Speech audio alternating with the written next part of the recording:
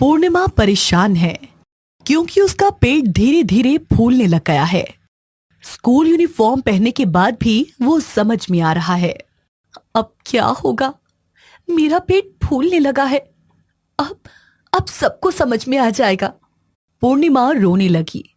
उसे 1 साल पहले की वो दिन याद आ गई जिस दिन वो राहुल से मिली।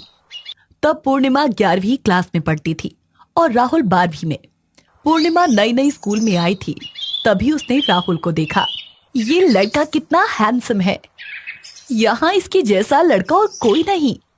राहुल ने भी पूर्णिमा को देखा। पूर्णिमा गरीब घर की लड़की थी और राहुल अमीर बाप का इकलौता बेटा। राहुल के आसपास लड़कियों की लाइन लगी रहती थी।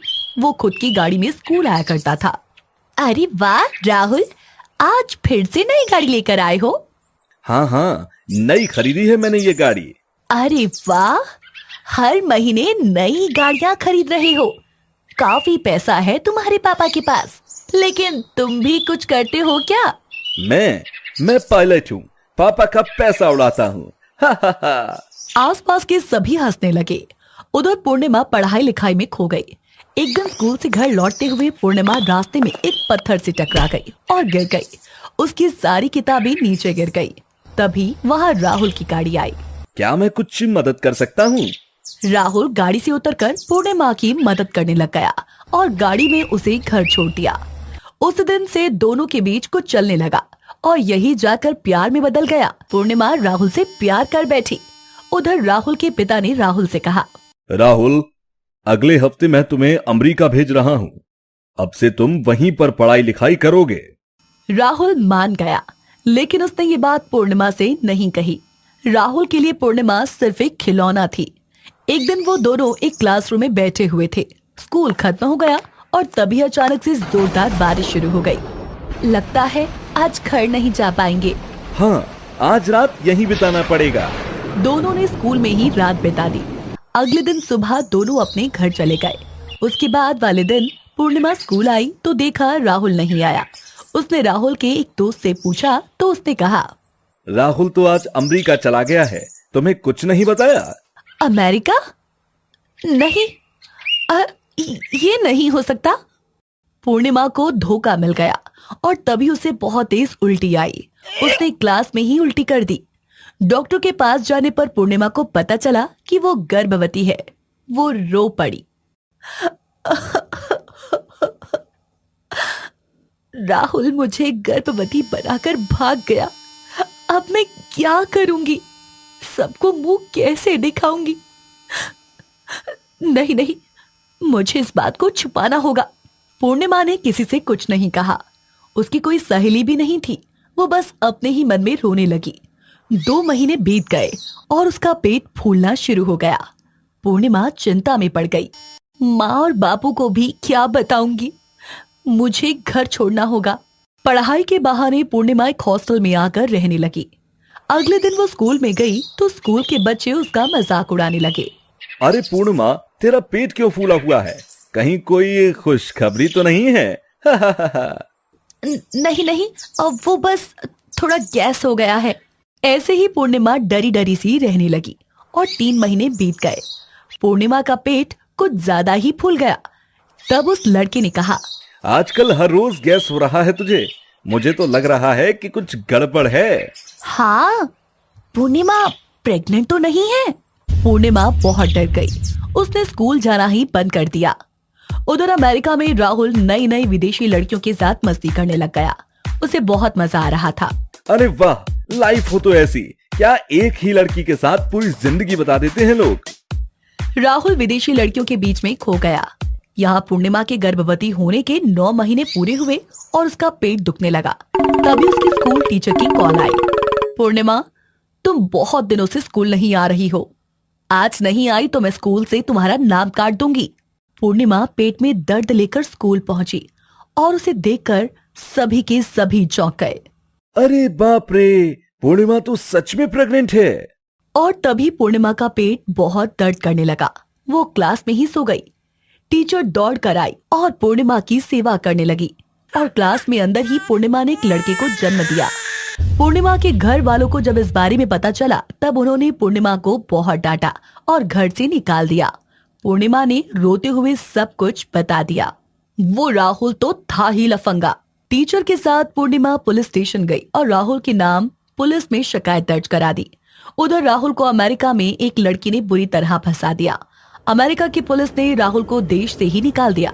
राहुल इंडिया लौटा तो देखा कि यहाँ की पुलिस भी उसके पीछे पड़ी हुई है। उसने अपने पिता को कॉल लगाया। मैं तुम्हारी मदद नहीं कर सकता। स्कूल में लड़कियों को गर्भवती करते हो, अब भुगतो। राहुल चौंक गया। क्या पूर्णिमा गर्भवती हो गई थी? इसका मतलब मेरा बच्चा अभी इस दुनिया में है। राहुल पूर्णिमा से मिलने आया और अपने बेटे को गोद में लेकर वो रोने लगा। मेरा बच्चा, ये मेरा बेटा है। एक बाप होने के नाते मुझे पता चल रहा है कि जिम्मेदारी लेना किसको कहते हैं। पूर्णिमा, मैं तुमसे शादी करने के लिए तैयार हूँ। राहुल ने पूर्णिमा से शादी कर ली। पूर्णिमा को समाज में सम्मान मिला और दोनों मिलकर खुशी खुशी अपने बेटे का ख्याल रखने लगे। नारियल पानी की दुकान पर एक ही नारियल में 2 पाइप लगाए पल्लवी उस बूढ़े आदमी के साथ नारियल पानी पी रही थी। वो बुढ़ा पहले नारियल पानी पीता और फिर पल्लवी की ओर देखकर कहता, आज तो तुम एकदम कटरीना कपूर लग रही हो। एकदम तुम्हारे चेहरे से नजर ही नहीं हट रही है। अरे वो कटरीना कपूर नहीं, कटरीना कैफ है। अरे वो जो कोई भी हो, लेकिन तुम तो तुम ही हो। ऐसा लगता है कि तुम्हारी झील जैसी आंखों में डूब जाएं और तैरते रहे। अब बहुत ही रोमांटिक है। हाँ, वो तो हूँ। 70 साल उम्र हो गई है मेरी, लेकिन मेरा रोमांस आज भी 16 साल के लड़के की तरह है। ये कहकर वो बुढ़ा पल्लवी के हाथों को पकड़ लेता है और गाना गाने लगता है।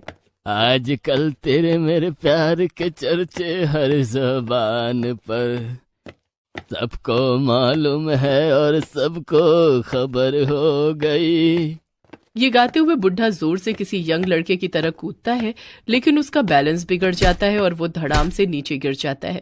अरे मर गया रे, अरे मर गया मेरी हड्डी, अरे मेरी हड्डी कबड्डी खेलने लगी। उस बुढ़े को उस तरह चिल्लाता देख पल्लवी का चेहरा पीला पड़ जाता है। वो उसे उठाने की कोशिश करती है, लेकिन उसे उठाने की कोशिश में वो भी उसके ऊपर गिर जाती है। उसके बाद तो एक बार वो बुढ़ा फिर से दर्द से करा उठता है और जोर से चिल्लाता है। वो आवाज इतनी तेज थी कि पल्लवी भी डर जाती है और वो भी जोर से चिल्लाती है, लेकिन चिल्लाने के साथ ही उसकी नींद खुल जाती है। वो देखती है कि वो तो अपने बिस्तर पर ही है।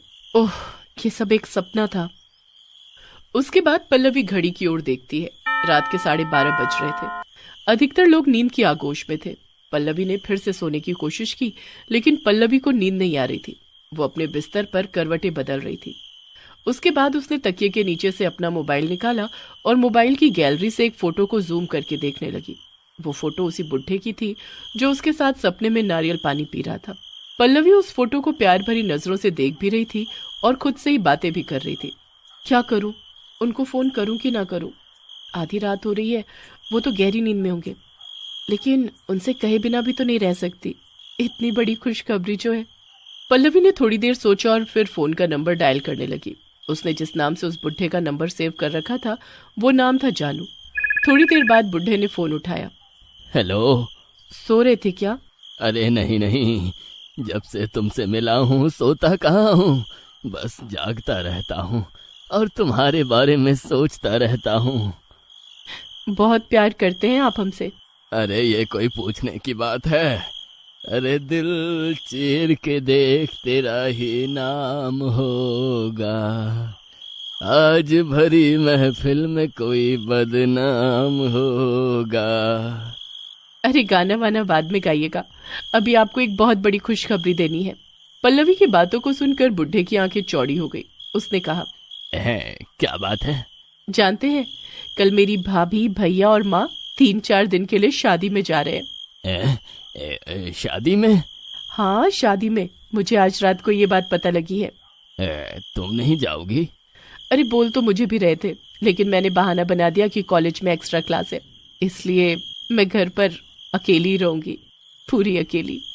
पल्लवी ने जिस अंदाज में ये बात कही कि वो घर पर अकेली रहेगी, पूरी अकेली, उसे सुनकर जानू यानी उस बुढ़े की आंखों में चमक आ गई।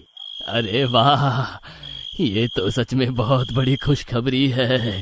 4 दिन हमारे होंगे, मजा आ जाएगा। खूब प्यार करेंगे एक दूसरे से, खूब। अच्छा, मैं रखती हूँ। कल उन लोगों के जाने के बाद बात करूंगी। पल्लवी कॉलेज में पढ़ती थी। इस समय वो उम्र होती है जब इंसान को प्यार हो जाता है। पल्लवी को भी हुआ, लेकिन एक 70 साल के बुढ़े से। वो उसके प्यार में न सिर्फ पागल थी, बल्कि उस बुढ़े के लिए कुछ भी करने को तैयार रहती थी, चाहे वो सही काम हो या गलत। लेकिन इसके पीछे एक कारण था। कुछ महीने पहले की बात है। अरे बोला ना, ये ड्रेस पहनकर कॉलेज नहीं जाना है। क्यों, क्या बुराई है इस ड्रेस में? देख, ज्यादा सवाल जवाब मत कर और जो कहा है वो कर। नहीं करूंगी, नहीं करूंगी, नहीं करूंगी। आप लोग हमेशा मेरे पीछे पड़े रहते हैं। ये नहीं करना है, वो नहीं करना है, यहां नहीं जाना है, वहां नहीं जाना है। अरे मैं बेटी हूं इस घर की, कोई नौकरानी नहीं हूं जिस पर हुक्म चलाते रहते हैं सभी। पल्लवी ये बोल ही रही थी कि तभी उसकी भाभी हाथों में चाय की प्याली लिए हुए वहां आई। उसने अपनी ननद और सास की बातचीत सुन ली थी। देखो पल्लवी, माँ जी जो कह रही है वो सही है। तुम कॉलेज में ये मिनी स्कर्ट पहनकर जाना चाहती हो, ये अच्छी बात नहीं है। ओहो भाभी, अब आप शुरू मत हो जाओ। मैं पक गई हूं आप लोगों से और आप लोगों की इस टोक टाक से। ये कहकर पल्लवी अपने पांव को पटकती हुई घर से बाहर निकल गई। पल्लवी को हमेशा लगता था कि उसकी माँ और उसकी भाभी, या यूं कहिए कि पल्लवी का पूरा परिवार, बिना बात के हाथ धोकर उसके पीछे पड़ा रहता है, जबकि ऐसा बिल्कुल नहीं था। वे लोग तो उसकी भलाई के लिए बोला करते थे, लेकिन पल्लवी को उनकी भलाई की बातों में बुराई नजर आती थी। पल्लवी गुस्से में घर से निकल गई और एक पार्क में जाकर बैठ गई, और यही पहली बार उसकी मुलाकात उस बुढ़े से हुई थी। पल्लवी पार्क में बैठी रो रही थी, तभी वो बुढ़ा उसके पास आया। क्या बात है, तुम क्यों रो रही हो? पल्लवी ने उस बुढ़े को पहले तो घूर कर देखा और फिर उससे कहा, आपको उससे क्या मतलब? मैं रोऊं या हंसूं? आप पतली गली पकड़िए और यहां से निकलिए और मुझे अकेला छोड़ दीजिए। देखो, सब कुछ कहो, लेकिन अकेला छोड़ने के लिए मत कहना, क्योंकि अकेले का दर्द क्या होता है तुमको क्या पता? हाँ, 20 साल पहले मेरी बीवी मुझे छोड़कर निकल गई। तब से मैं किसी टूटे हुए आशिक की तरह यहाँ वहां घूमता रहता हूँ, किसी चेहरे में अपनी पत्नी को तलाशता रहता हूँ। उस बुढ़े की बात पल्लवी को काफी इंटरेस्टिंग लगी। उसने रोना बंद कर दिया और अपनी कहानी उसको बताने लगी। पूरी कहानी सुनकर उस बुढ़े ने उसे गले लगा दिया। अरे, ये तो सरासर जुल्म कर रहे हैं तुम्हारे घर वाले। अरे तुम यंग हो, खूबसूरत हो, बालिग हो। हाँ, जीवन जीने के लिए तुम्हारी अपनी मर्जी चलनी चाहिए, किसी और की नहीं। मैं होता तो घर छोड़कर भाग गया होता। हाँ। उस बुढ़े ने पल्लवी का पूरी तरह ब्रेन वॉश कर दिया। उसे तो वैसे भी अपने घर वाले बुरे लगते थे, अब तो वो सभी के सभी उसे विलन लगने लगे थे, और हीरो लग रहा था वो बुढ़ा। वो बुढ़ा भी सारी बातों को समझ गया था, इसलिए वो उसे लेकर एक रेस्टोरेंट में गया और वहां पल्लवी को उसके पसंद की बिरयानी खिलाई। उस दिन के बाद तो उनका लगातार मिलना जुलना शुरू हो गया। पल्लवी को भी अब उसके साथ बातें करना, घूमना, मिलना जुलना अच्छा लगने लगा था। और एक दिन, जानू, मैं आपसे बहुत प्यार करती हूँ, बहुत प्यार। आपके बिना जी नहीं सकती। मैं भी तुम्हारे बिना जी नहीं सकता। तो फिर शादी कर ले। अरे इतने भी क्या जल्दी है, शादी भी कर लेंगे, लेकिन उसके पहले प्रेम का मजा तो पूरी तरह से ले लो। पल्लवी को कुछ समझ नहीं आ रहा था कि वो क्या कर रही है और क्या नहीं। उसे तो बस वो बुढ़ा जो कहता वो करती, और इसी बात का वो बुढ़ा फायदा उठा रहा था। असल में वो बुढ़ा बहुत ही बदमाश किस्म का आदमी था। उसे पता चल गया था कि पल्लवी उसके हाथों की कठपुतली हो गई है। इस बीच जब पल्लवी के परिवार वाले शादी में बाहर जा रहे थे, तो उसने उस बुढ़े को अपने घर पर बुला लिया। जब उसके घर वाले चले गए तो उसने उसे कॉल किया। वो बुढ़ा पल्लवी के पड़ोसियों की नजर बचाकर उसके घर पहुंच गया। पल्लवी ने जैसे ही उसे देखा तो उसने उसे गले से लगा लिया। आप आ गए, मैं कब से आपका इंतजार कर रही थी। अरे तुमसे ज्यादा तो मैं कर रहा था। चलो अब बातों में समय नहीं गवाते हैं और अपने प्यार को आज एक कदम और बढ़ाते हैं। ये कहकर उस बुढ़े ने पल्लवी को गले लगा लिया।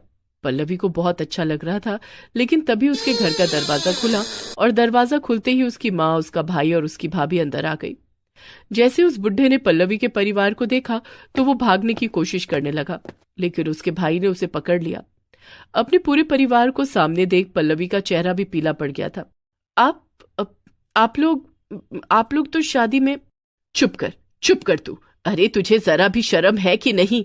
माँ जी, आप इसे डांटिए मत, इसे अभी कुछ समझ नहीं आएगा। क्या समझ नहीं आएगा? हाँ, क्या समझ नहीं आएगा? पूरी दुनिया की समझदारी सिर्फ आप लोगों में ही भरी हुई है। मैं बालिग हूं, मेरा जो मन करेगा मैं वो करूंगी। पल्लवी के ऐसा कहने पर उसकी भाभी ने कहा, सिर्फ उम्र बढ़ने से कोई बालिग नहीं हो जाता पल्लवी, उसकी बुद्धि भी बढ़नी चाहिए, उसे सही गलत की समझ भी होनी चाहिए। बेटी, तू जो कर रही है वो गलत है। तुझे पता भी है ये बुढ़ा कौन है? ये बुढ़ा बहुत ही बदमाश किस्म का आदमी है। तुम्हारी जैसी बच्चियों को ये ऐसे ही अपनी बातों से फंसाता है और फिर उसका गलत फायदा उठा लेता है। यही नहीं, ये लड़कियों की वीडियो भी बनाता है और उसे ब्लैकमेल करता है। असल में पल्लवी को एक बार उस बुढ़े से मिलते हुए उसकी भाभी और उसकी माँ दोनों ने देख लिया था। वे उसे उस बुढ़े से मिलते देखकर बहुत शॉक्ड हो गए। उन्होंने उस समय उसे कुछ नहीं कहा, लेकिन उस पर नजर रखने लगे। इसी क्रम में पल्लवी की भाभी और उसकी माँ को उस बुढ़े की सच्चाई पता लगी। माँ जी, पल्लवी को अगर समझाएंगे तो वो नहीं समझेगी। हमें उस बुढ़े की असलियत उसके सामने लानी होगी। उसके बाद उन्होंने झूठी शादी में जाने का बहाना बनाया।